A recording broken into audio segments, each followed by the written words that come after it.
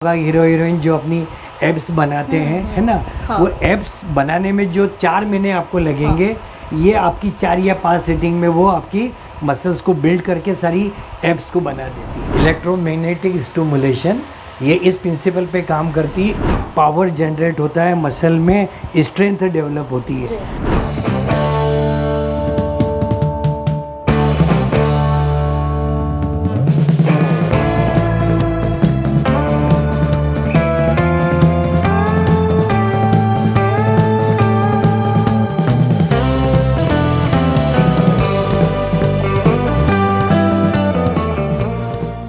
नमस्कार, आप देख रहे हैं समय नाउ। मैं हूं आपके साथ निधि चौहान। आज हम आपको एक ऐसी पर्सनालिटी से मिलाने जा रहे हैं जो बेसिक सी जो बीमारियां होती है लोगों को, ईएनटी से संबंधित या स्किन से संबंधित, वो सारी प्रॉब्लम का सॉल्यूशन इन्हीं के पास है। और ये बहुत ही अच्छे डॉक्टर है। इनका नाम है गुणवंत यशलाहा। ये एक ईएनटी स्पेशलिस्ट भी है और साथ ही फेशियल कॉस्मेटिक सर्जन भी है और ऑडियोलॉजी स्पेशलिस्ट भी है। सर, बहुत बहुत स्वागत है आपका। सर, सबसे पहले तो मैं यही पूछना चाहूँगी कि आप ईएनटी स्पेशलिस्ट हैं, लेकिन आप बाद में कॉस्मेटिक सर्जन भी बने, तो आपने एकदम से ये फील्ड क्यों चुनी? क्योंकि जनरली नहीं होता ऐसा कि कोई ईएनटी स्पेशलिस्ट हो और वो ये फील्ड चुने। ईएनटी तो मैं पिछले 25-30 साल से ईएनटी प्रैक्टिस कर ही रहा हूँ। हाँ। मैंने ईएनटी में सारे पोस्ट ग्रेजुएशन किया हुआ है। मैंने ईएनटी के अंदर राइनो जो सेप्टोप्लास्टी होती है, हाँ। नाक के अंदर की सर्जरी, वो तो काफ़ी डॉक्टर्स करते हैं। लेकिन मेरी एक हॉबी जो मैं मूर्तियाँ बनाता हूँ, स्कल्पचर्स बनाता हूँ, पेंटिंग बनाता हूँ। तो मेरे को एक डॉक्टर सतीश वास जो अमेरिका में फेमस प्लास्टिक सर्जन है, उनसे मेरी मुलाकात हुई। उन्होंने मेरे को इंस्पायर करा कि तुम राइनोप्लास्टी क्यों नहीं सीखते हो। तो फिर मैंने जाके जर्मनी और लंदन के अंदर राइनोप्लास्टी मतलब नाक की शेप की सर्जरी, मतलब इंटरनल तो प्रॉब्लम डॉक्टर सारी ठीक करते ही हैं, लेकिन अगर नाक का शेप आपका खराब है, जैसे मान लो पर्दे की रॉड टेढ़ी हो, तो पर्दा हमेशा टेढ़ा ही गिरेगा। तो पर्दे की रॉड को आपको सीधी करनी पड़ेगी। तो पेशेंट को अगर एक्सटर्नल डिफॉर्मिटी है और एक्सटर्नल डिफॉर्मिटी और आपने अंदर से ठीक कर दिया है, तो वो एक्सटर्नल डिफॉर्मिटी के साथ इंटरनल डिफॉर्मिटी उतने अच्छे से करेक्ट नहीं होगी। तो एक्सटर्नल डिफॉर्मिटी के साथ इंटरनल डिफॉर्मिटी ठीक करो तो पेशेंट को कॉस्मेटिक और फंक्शनली दोनों का रिजल्ट प्रॉपर मिलेगा। तो मैंने उस तरीके से राइनोप्लास्टी स्टार्ट की। जब मैंने राइनोप्लास्टी स्टार्ट करी, तो जब नाक हम किसी से भी चेहरा अगर मिलाते हैं, तो आंख पे नजर जाती है और सेकंड नजर जाती है हमारी उसकी नाक के ऊपर, है ना। तो नाक जब पेशेंट की, जब मैंने कॉस्मेटिक ये राइनोप्लास्टी शुरू करी, तो मैंने जब नाक सुंदर बना के देने लगा, तो स्पेशली उसके बाद जब पेशेंट अपनी नाक को सुंदर देखता है, तब उसको दूसरी प्रॉब्लम्स मेरे को नजर आने लगी कि सर मेरी आँख के नीचे गड्ढा है, सर मेरे गाल में ये जो एक्ने हुई थी इससे मेरे को पिंपल्स हो गए, मेरी एज के साथ में मेरी स्किन थोड़ी सी लटक रही है, या आपने जो सर्जरी करी थी उसका स्कार मेरे को दिख रहा है, मेरी बचपन में लग गई थी तो मेरे को फोरहेड पे स्कार मिल रहा है। तब मेरे को लगा कि मेरे को फिर ये फेशियल कॉस्मेटिक का भी कोर्स करके पेशेंट को राइनोप्लास्टी से तो मैंने सुंदर कर दिया, लेकिन इन ऑल पूरा चेहरा जब तक वो पेशेंट देखता है तो वो पूरा चेहरा भी सुंदर बना के देना चाहिए। तब मैंने जाके स्पेशल कॉस्मेटिक का कोर्स लंदन और जर्मनी से किया, और आज मेरे क्लिनिक पे 12 से 13 लेजर मशीन ऐसी हैं जिनसे मैं ये सारा फेशियल कॉस्मेटिक करता हूँ। अब जिसकी राइनोप्लास्टी करी उसके आईब्रोज प्रॉपर नहीं है, तो मैं माइक्रो ब्लीडिंग करता हूँ, मैं दोनों आईब्रोज आइडेंटिकल कर देता हूँ।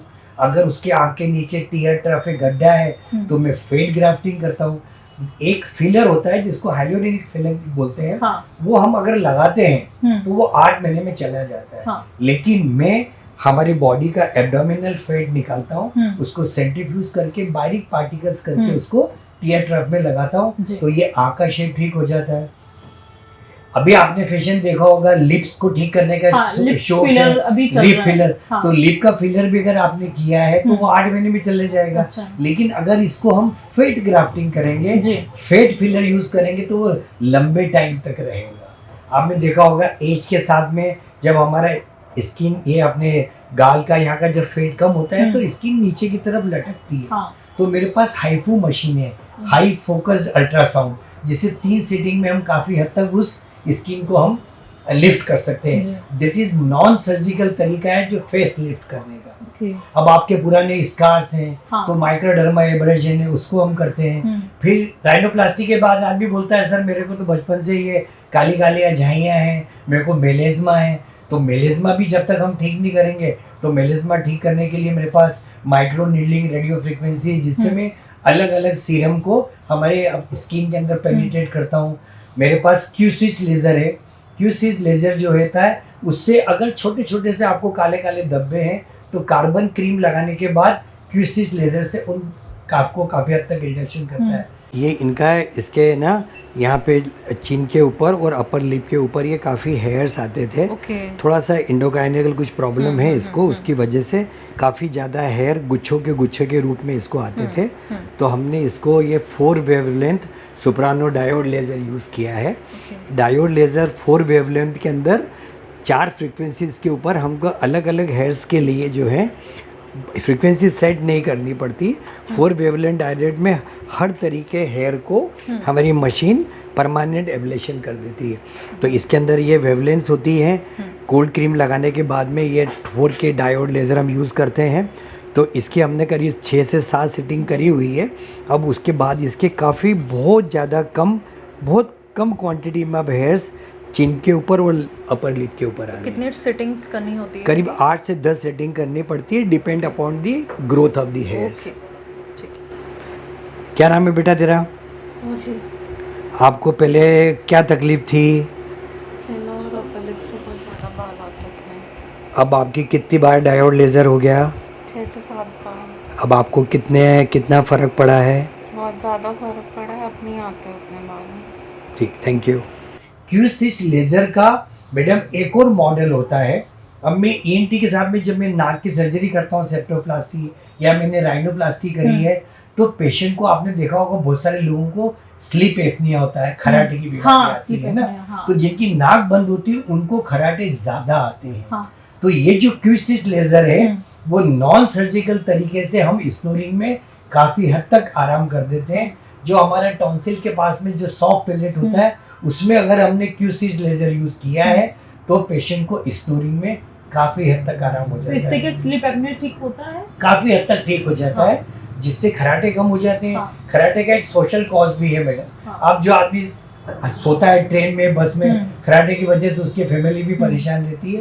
वो खराटे अपने आप में एक डिजीज भी है, क्योंकि आपको नाक से सांस बराबर नहीं जा रही तो आपके ब्रेन को ऑक्सीजन बराबर नहीं मिल रही। आपने देखा होगा पहले धीरे धीरे करते करते एकदम जोर से उठता है। तो वो जोर से इसलिए उठता है कि जब ब्रेन को ऑक्सीजन कम मिलती है तो कुदरत एक बार में उसको झटके से उठाता है कि तू तेजी से सांस ले ले। तेजी से सांस लेगा तो ऑक्सीजन प्रॉपर मिलेगी। तो इसलिए क्यूसिस लेज़र हमारा ENT के साथ में, फेशियल कॉस्मेटिक के साथ में स्लीप एपनिया में भी काम करता है। आपने देखा होगा उसके बाद डबल चिन हो जाती है। डबल चिन होती है, नेक में फैट जम जाता है। तो मेरे पास है क्रायोलाइपोलिसिस। क्रायोलाइपोलिसिस मशीन वो है मैडम, क्रायो मतलब ठंडा, लाइपोलिसिस मतलब फैट को बर्न करना। तो वो मशीन लगाने से -8 डिग्री सेंटीग्रेड तक वो टेम्परेचर को लेता है और उसमें सक्शन भी होता है। तो -8 आने के बाद में जो हमारा फैट होता है उसकी डेथ हो जाती है, वो चूरा बारीक हो जाता है, मर जाता है। पर मरने के बाद में उसके बाद उसको 5 से 6 महीने लगते हैं। जब वो पूरा महीन हो जाता है, बारीक हो जाता है, तब अगर हम एक्सरसाइज कर रहे हैं तो हमारे पसीने के थ्रू और यूरिन और स्टूल के थ्रू धीरे धीरे वो फैट हमारी बॉडी से चला जाता है। सेम मशीन का बड़ा रूप हम हमारे एब्डोमिनल फैट को घटाने के लिए, थाई फैट को घटाने के लिए भी सेम मशीन को यूज कर सकते हैं। मेरे पास क्रायोलाइपोलिसिस के साथ में एम स्कल्प है। इन दोनों मशीन का अगर हम कॉम्बिनेशन करके देते हैं तो पेशेंट को काफ़ी हद तक रिजल्ट आता है। एम स्कल्प जो मशीन है उसका नाम है इलेक्ट्रोमैग्नेटिक स्टिमुलेशन, मतलब वो 20,000 वाइब्रेशन इन 30 मिनट मसल्स का करती है।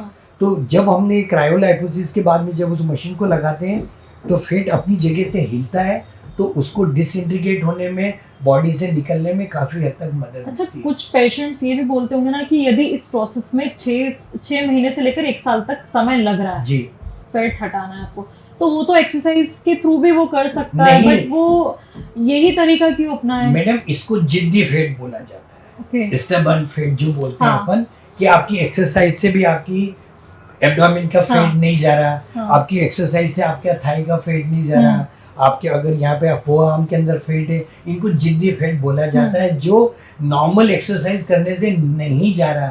इसीलिए ये मशीन विदेशों में और अब हिंदुस्तान में ये आई है हाँ। कि आपका ये स्टबर्न फैट इन मशीनों के थ्रू चला जाए। एम स्कल्प है ना, इलेक्ट्रोमैग्नेटिक स्टिमुलेशन, ये इस प्रिंसिपल पे काम करती है। इलेक्ट्रोमैग्नेटिक वेव्स मतलब वाइब्रेशन होते हैं इसमें, 20,000 वाइब्रेशन इन 30 मिनट्स में ये मशीन करती है। यहाँ पे ये मशीन ऐसी वाइब्रेट करती है, तो जो अपनी मसल होती है उस मसल में वाइब्रेशन आने की वजह से मसल में पावर जनरेट होता है, मसल में स्ट्रेंथ डेवलप होती है। तो ये जो मशीन होती है जिससे क्रायोलाइपोलिसिस से हम फैट को बर्न करते हैं। क्रायोलाइपोलिसिस मतलब जो एब्डोमिनल फैट है वो ये मशीन सक्शन करती है, वो -8 डिग्री सेंटीग्रेड तक हमारा फैट फ्रीज हो जाता है। तो फैट फ्रीज होने के बाद फैट सेल्स की डेथ हो जाती है। फिर जब वो बारीक धीरे धीरे चूरा हो जाता है तब फिर हमारे स्टूल और यूरिन से, और अगर आप प्रॉपर एक्सरसाइज कर रहे हो तो हमारे जो पसीना होता है उसके थ्रू निकलता है। पर 4 से 5 महीने के बाद धीरे धीरे रिजल्ट्स आता है। और इस ये जो मशीन है, जो नॉर्मली आपने देखा होगा हीरो हीरोइन जो अपनी एब्स बनाते हैं, है ना, वो एब्स बनाने में जो 4 महीने आपको लगेंगे, ये आपकी 4 या 5 सीटिंग में वो आपकी मसल्स को बिल्ड करके सारी एब्स को बना देती है।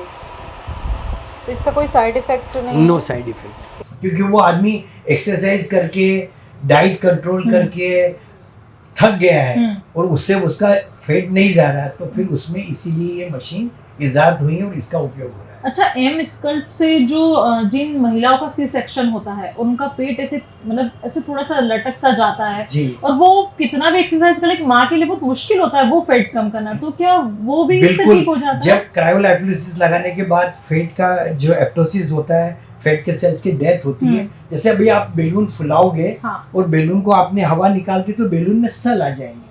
तो ऐसे आपने अगर एब्डोमिनल फैट या कहीं से भी बॉडी का या डबल चीन हटाई है, तो अगर वो फैट घटेगा तो वहाँ पे सेल आएगा, वो अच्छा नहीं दिखेगा।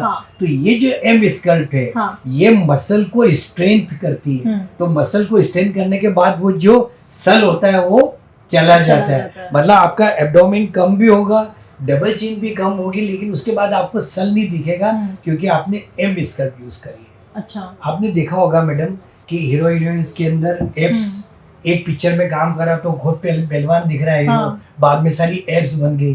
तो वो रोज क्लब में जाके उतनी एक्सरसाइज करके एब्स को नहीं बना जाता है।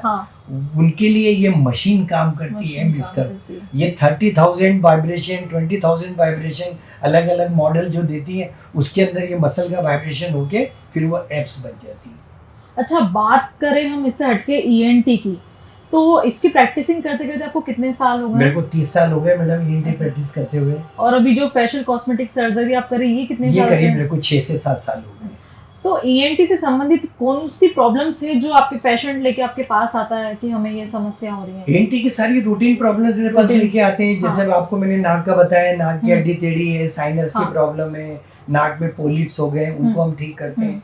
कान के पर्दे का छेद है, कान से सुनाई कम दे रहा है, उसके हम ऑपरेशन करते हैं। गले के अंदर टॉन्सिल्स की बीमारी है, वोकल कॉर्ड्स की बीमारी है, गले में कैंसर है, इन सब चीज़ों में। यहाँ पे नेक में अगर थायराइड की गठान है, थायराइड के अंदर अगर इन्फेक्शन है, थायराइड में गठान है, वो भी हम ठीक करते हैं। अच्छा, आजकल की जो यूथ है वो हेडफोन और ईयरबड्स का ज़्यादा यूज़ करती है। जी मैडम, अभी ईयरबड्स का जो यूज होता है ज़्यादा यूज करने से उसमें डायरेक्ट साउंड हमारे पर्दे से होके ब्रेन तक जाता है, तो उसमें हमारे को नर्व डिफनेस होती है। तो मेरे यहाँ ऑडियोलॉजिस्ट सेंटर भी है, ऑडियोलॉजिस्ट भी मेरे पास में है, जिससे हम यहाँ पे ऑडियोमेट्री करके पता कर सकते हैं कि हमारा कोई नर्व लॉस तो नहीं हो रहा। अच्छा, क्योंकि सेम आपने देखा होगा अभी दिवाली गई, दिवाली पे तेज फटाके की आवाज से भी कान में नस कमजोर हो जाती है। तो वो सब जांच करके हम पता कर इसके सिम्टम्स क्या होते हैं, कैसे हमें पता चलेगा कि हमारी नर्व्स डैमेज हो गई है? अचानक आपको सुनाई अच्छा दे रहा था और अचानक आपके पास में फटाका फटा, या आप किसी शादी ब्याह में गए,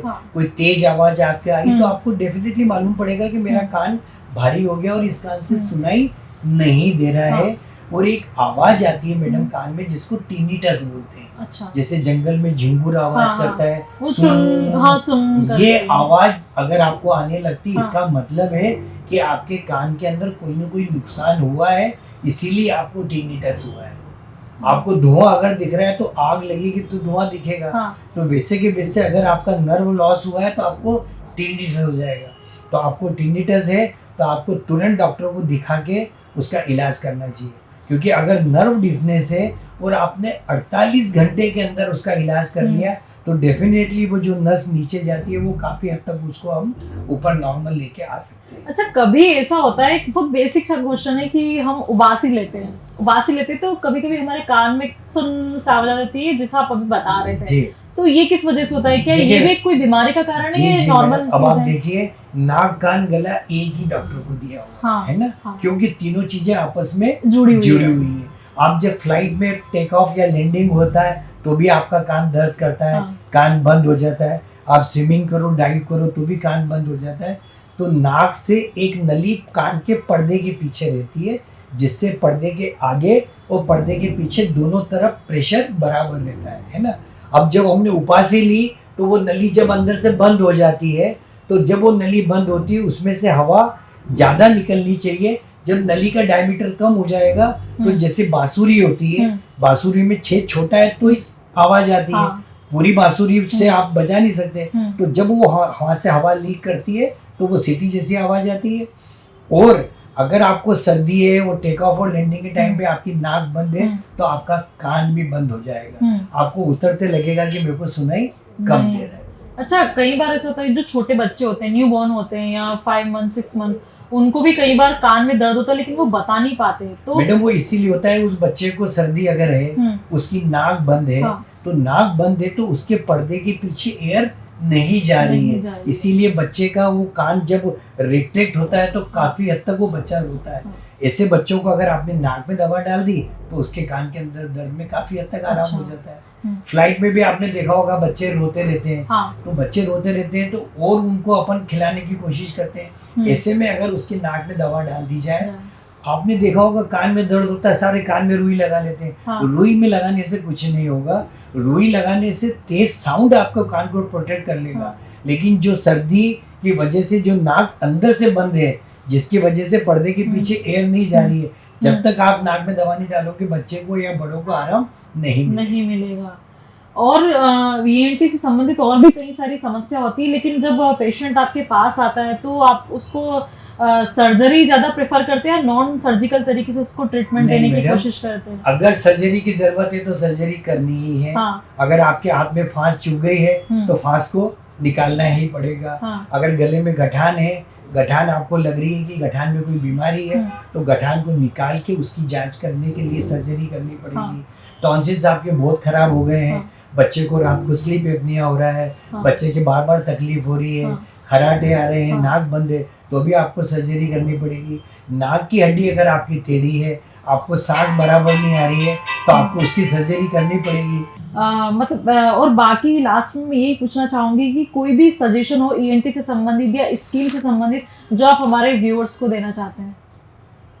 देखिए ईएनटी बेसिक जो शरीर है हमारा, उसमें हमारे घर के अंदर जैसे दरवाजा इम्पोर्टेंट होता है, तो ईएनटी में मैक्सिमम चीज़ें, नाक से सांस आती है, मुंह से हम खाना भी खाते हैं, मुंह से भी सांस हम लेते हैं, कान से हम सुनाई देते हैं ना।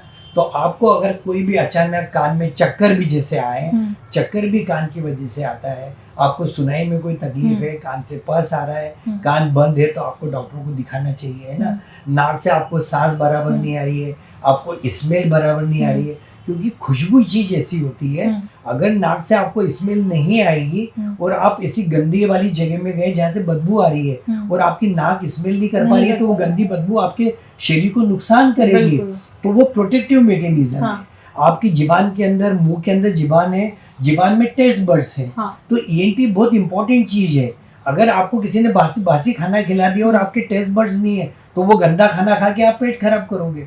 तो कुदरत ने हर चीज की व्यवस्था दी हुई है कि नाक के अंदर आप ऐसी जगह गए जहाँ पे आपको एलर्जी है, तो कुदरत सबसे पहले आपको छींक करके बताएगी छींक is a protective mechanism, okay. क्योंकि जो आपके शरीर में गंदगी गई है, हाँ। जो गंदी एयर गई है, वो कुदरत को पसंद नहीं है, हाँ। तो कुदरत उसको छींक करके निकाल रही है। बाहर कर दी। आपने कुछ खाया है और आपने कड़वी चीज खा ली, कड़वा जाम खा लिया, कुछ भी खा लिया, तो आपके मुंह में टेस्ट बढ़ जाए, तो खट वो बोल रही कड़वा है, तो आप उसको थूक दोगे। हाँ। अगर आप नहीं थूकोगे, उसको खा लोगे, तो आपका पेट खराब हो जाएगा। बिल्कुल। आप कान, हमारा दिवाली के टाइम पे हमको कान को प्रोटेक्ट करना चाहिए, तेज आवाज हमारे कान को नुकसान करती है, तो हमको उससे बचाना चाहिए, प्रोटेक्ट करना चाहिए।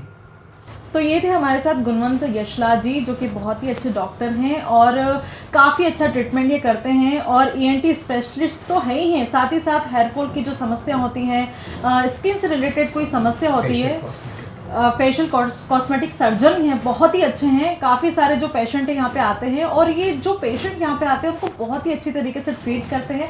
लगता ही नहीं कि एक डॉक्टर और पेशेंट बात कर रहे हैं या ट्रीटमेंट की जो भी हैं चर्चाएं कर रहे हैं। बहुत ही अच्छा नेचर है इनका। और आपको भी यदि ईएनटी से संबंधित कोई समस्या है और कॉस्मेटिक से रिलेटेड कोई भी सजेशन आपको लेना है, आपको ट्रीटमेंट करवाना है, तो आप यहाँ पे आ सकते हैं। धन्यवाद। प्योर एश्योर दूध और घी, माँ के प्यार सा, मिलावट से दूर, भरोसे से भरपूर, प्योर भी श्योर भी।